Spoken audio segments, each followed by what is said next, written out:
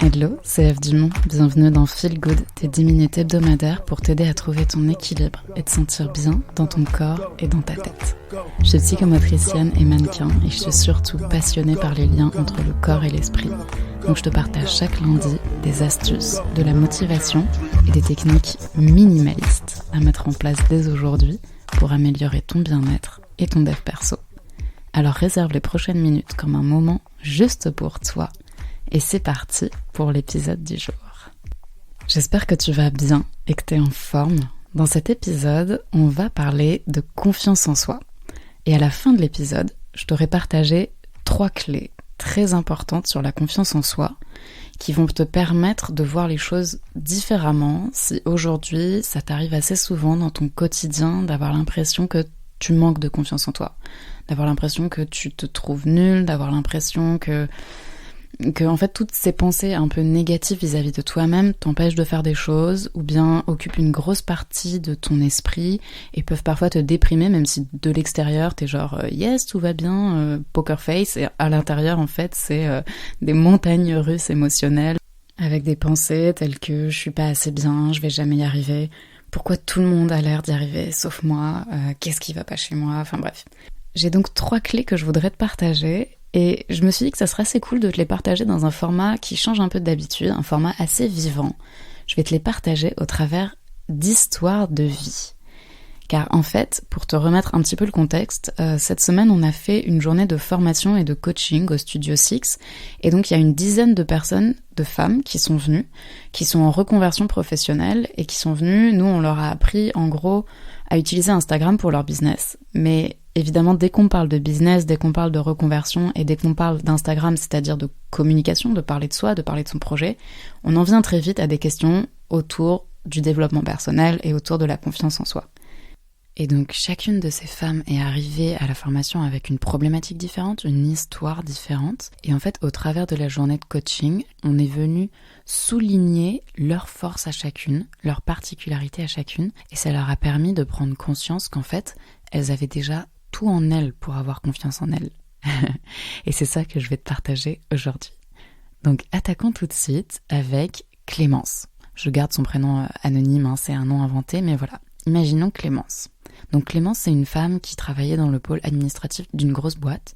Ça la passionnait pas forcément, mais voilà, c'était son taf. Et elle s'en contentait, et en revanche, dans son temps libre, elle adorait cuisiner.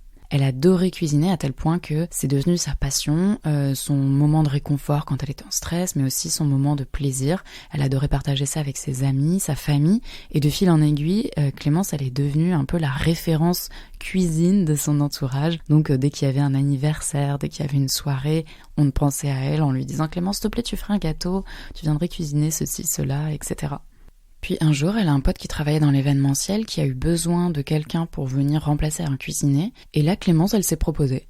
Donc elle s'est retrouvée, voilà, un peu plus mettre les mains à la pâte dans la cuisine de façon professionnelle. À partir de là, elle a continué à saisir des opportunités pour pouvoir cuisiner de façon professionnelle dès qu'elle pouvait. Elle a aussi commencé à vendre ses gâteaux sur Instagram parce qu'elle postait déjà des photos de ce qu'elle faisait et elle avait des super réactions. Et jusqu'à un jour où carrément Clémence, elle a eu l'occasion, par un ami d'amis, je sais pas quoi, d'une rencontre, de faire une émission télé et de passer, c'est une émission que tout le monde connaît bien, et de passer à la télé pour cuisiner. Et en sortant de cette émission, elle s'est dit qu'elle voulait vraiment en faire son métier. Ce que je voudrais que tu retiennes de l'histoire de Clémence, c'est l'idée de penser « pourquoi pas ?» plutôt que « ça va pas le faire ». Quand on regarde un peu l'histoire de Clémence, on se rend compte qu'elle a toujours eu ses antennes ouvertes et elle a toujours su saisir les opportunités et ne pas se mettre en retrait, ne pas se dire qu'elle n'était pas à la hauteur, ne pas être gênée par le fait qu'elle soit pas forcément experte dans un domaine, mais qu'elle le découvre et qu'à chaque fois elle se dise mais et pourquoi pas en fait, ok je teste ça, allez, et pourquoi pas essayer, et ça va le faire. Donc c'est vraiment ça la première clé que je veux te transmettre, c'est que tu te dises et pourquoi pas. Et pourquoi pas essayer les choses, et que tu gardes tes antennes bien ouvertes pour que tu puisses saisir les opportunités que la vie t'amène. Parce que tu remarqueras qu'en fait la vie nous amène tout le temps des opportunités, et quand on n'est pas content de notre situation, c'est bien souvent parce qu'on n'a pas les yeux assez ouverts, on n'a pas les antennes assez sorties pour pouvoir les voir et les saisir, toutes ces opportunités. Et souvent, quand c'est le cas, c'est parce qu'on n'a pas confiance en nous, qu'on se dit que on n'est pas à la hauteur de ces opportunités. Mais tu es à la hauteur de ces opportunités tant que tu y mets du cœur, que tu y mets du travail, que tu y mets ton enthousiasme et ton énergie. Donc, à partir d'aujourd'hui, je veux que tu te dises « et pourquoi pas ?» plutôt que « ça va pas le faire ». La deuxième clé que je voudrais te partager, elle prend tout son sens avec l'histoire de Garance. Garance, c'est une femme dont les parents travaillaient dans la restauration et dans le commerce et qui au début de sa vie pro, elle n'était pas trop sûre de ce qu'elle voulait faire, elle n'avait pas envie de suivre vraiment le chemin qu'avaient déjà pris ses parents, même si elle adorait cuisiner. Mais voilà, elle se cherchait un peu, elle faisait des boulots à droite à gauche. Et justement, un jour, elle prend un nouveau boulot de caissière dans un McDo et quelques jours après avoir pris ce taf, elle se fait braquer à sa caisse par un homme armé.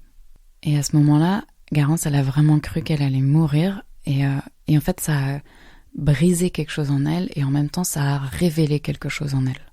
Ça lui a permis de prendre conscience que sa vie lui appartenait en quelque sorte. Donc elle a décidé de changer de boulot pour faire ce qu'elle aime et de travailler pour elle, afin de proposer aux autres ce qui l'a fait kiffer, elle. Et donc, en fait, cette prise de conscience, elle est vraiment extrêmement importante parce que c'est l'idée que tu n'as qu'une seule vie et que c'est ta responsabilité de rayonner. C'est ta responsabilité de faire en sorte que cette vie te rende le plus heureux possible pour que tu puisses toi aussi rendre les autres le plus heureux possible. Et donc, Garance, elle a décidé de changer de boulot, de se former, c'est pas facile, elle a remonté ses manches, elle est sortie de sa zone de confort, mais tout ça, elle sait qu'elle le fait pour elle et que c'est la façon dont elle va pouvoir être heureuse. Et la clé vraiment que je veux que tu gardes de l'histoire de Garance, c'est l'idée qu'on n'a qu'une vie et que c'est notre responsabilité de faire en sorte de rayonner pour pouvoir faire rayonner les autres. Et l'ego dans tout ça, il est pas si important. L'ego qui dit que tu peux pas y arriver, l'ego qui dit que tes parents ont fait la même chose, l'ego qui dit ceci, cela. Laissons-le un peu de côté et regarde en face ce qui toi te permet de te sentir bien.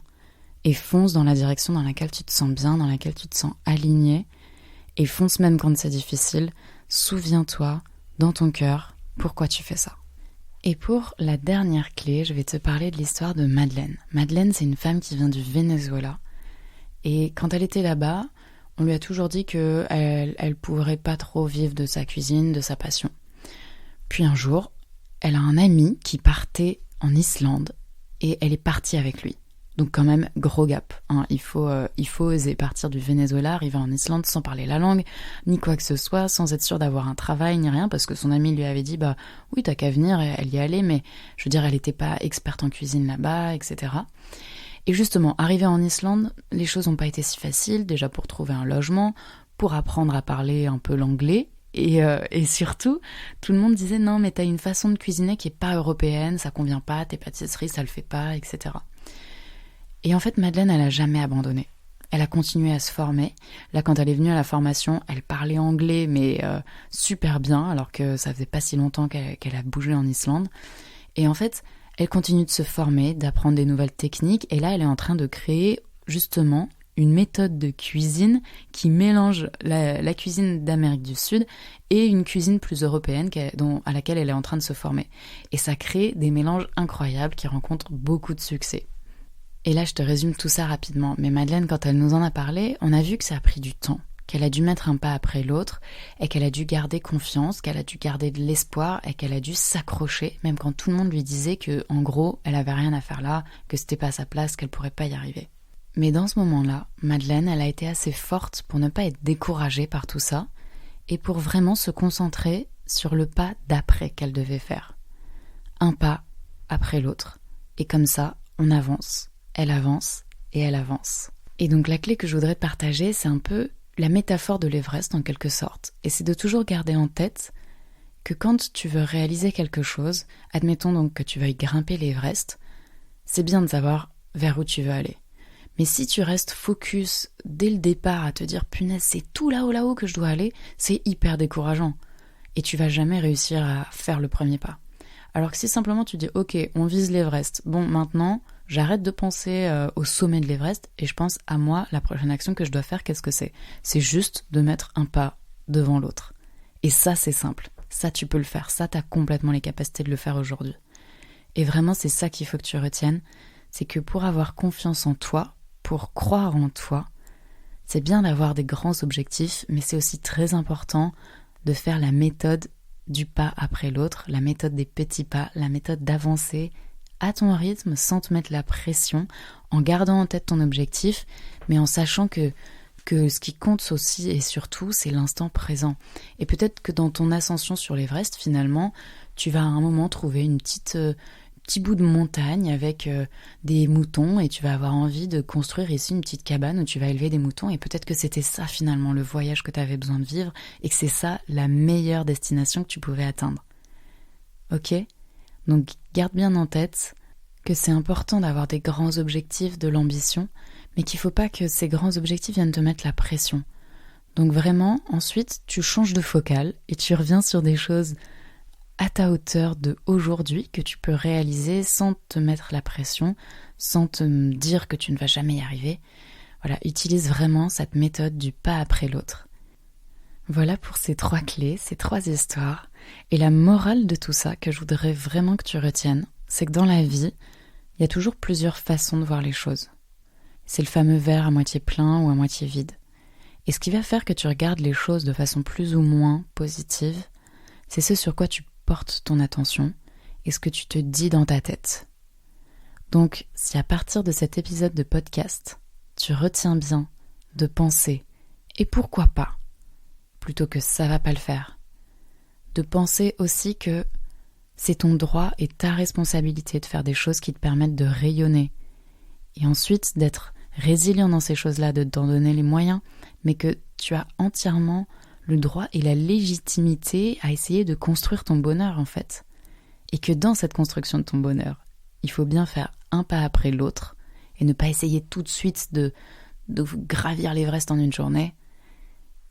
Et que tu te rappelles bien que voilà, tu avances un pas après l'autre à ton rythme et bien tout va très bien se passer. J'espère que cet épisode t'a plu et te sera utile dès aujourd'hui. Si c'est le cas, prends 3 petites secondes pour me noter 5 étoiles sur Apple Podcast, ça me donnera de la force. Et n'hésite pas à me laisser un avis ou un commentaire ou à partager cet épisode en story si t'as inspiré. Si c'est la première fois que tu écoutes ce podcast, abonne-toi, comme ça on se retrouve chaque lundi. Je te dis à la semaine prochaine et prends soin de toi. Ciao.